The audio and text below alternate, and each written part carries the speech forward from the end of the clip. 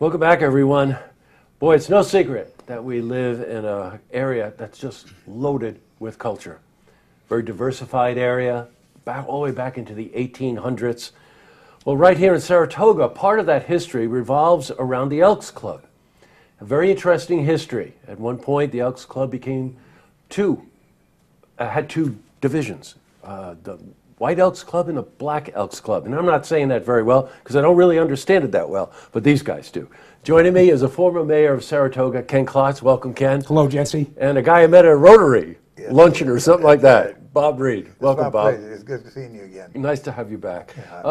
Quickly, just so that you know, Ken, self-explanatory, ex-mayor of Saratoga Springs during a very interesting period, by the way. And but Bob is a retired NFL running back and holds a record running, right, 340 yards or something. Yes.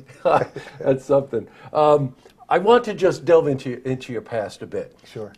You've been involved. You were in the NFL for 10 years, I think you were telling me, right? Well, professionally, 10 years. 10 years. Got it. Some of those years was in Canada. Got it. Okay. And what brought you to this area?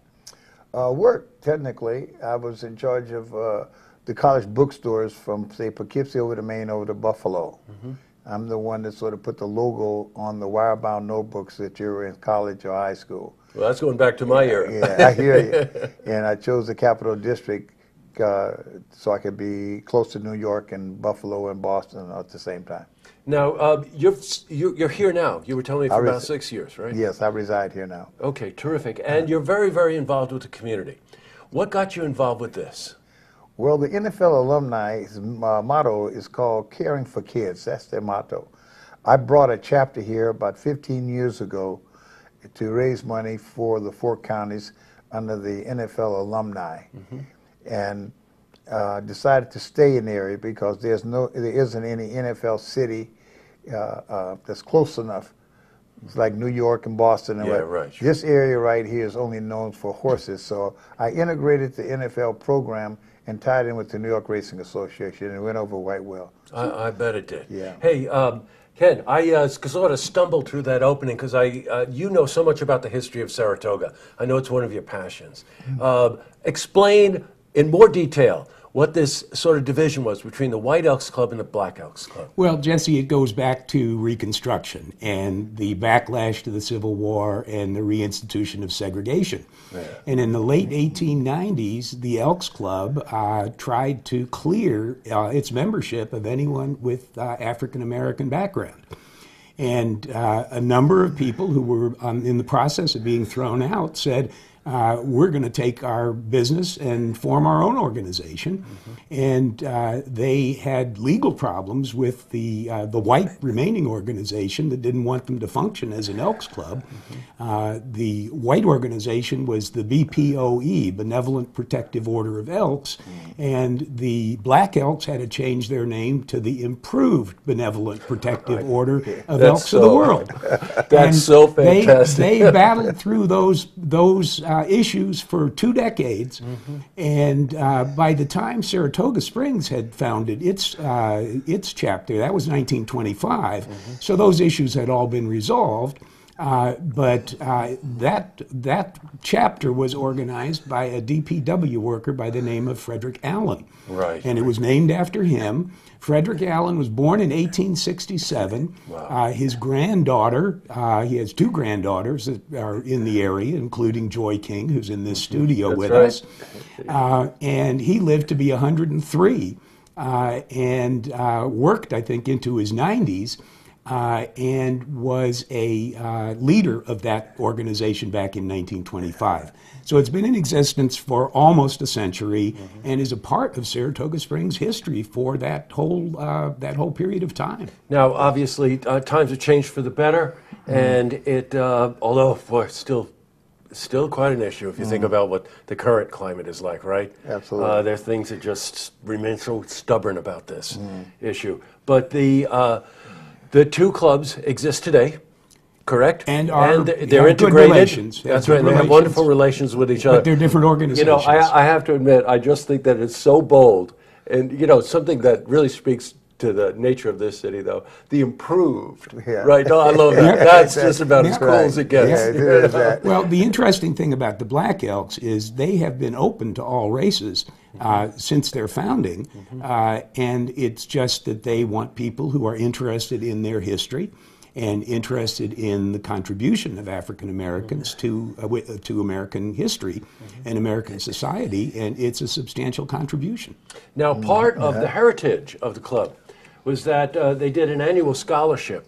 For Yes. many years they had it. Then when the club fell on bad times, they didn't do it for a while, but they're doing it again. And we've got one of those scholarship dinners coming up. It's coming up June 3rd, correct? Friday, June 3rd. Friday, yes. June 3rd. Okay. Now, I just want to tell you something about the history, what the criteria is for this, because I just think it's important.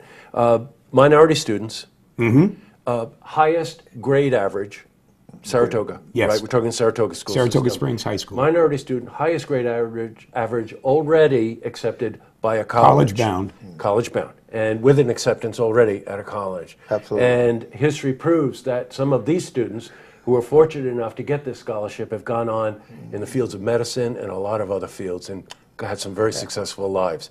So how important Some is wonderful that? success stories. Damn Some right it wonderful is. success Right, I know. stories, and it's just great that our local organization can give a young person a boost like that and say, "We're behind you. We want to see you succeed." I totally agree. So now the event on June 3rd is at the Night of Columbus, right? It's at KFC Yes. on Pine Road because it's a larger space and gives us more room, and has a kitchen and so forth that is operating. But there'll be an after party. I want to tell them about the after party, Bob. Oh, well, besides that, you got some dignitaries that's going to be in attendance.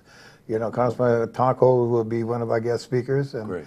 our local mayor, as well as the superintendent of the schools, will also be in attendance, and some other dignitaries.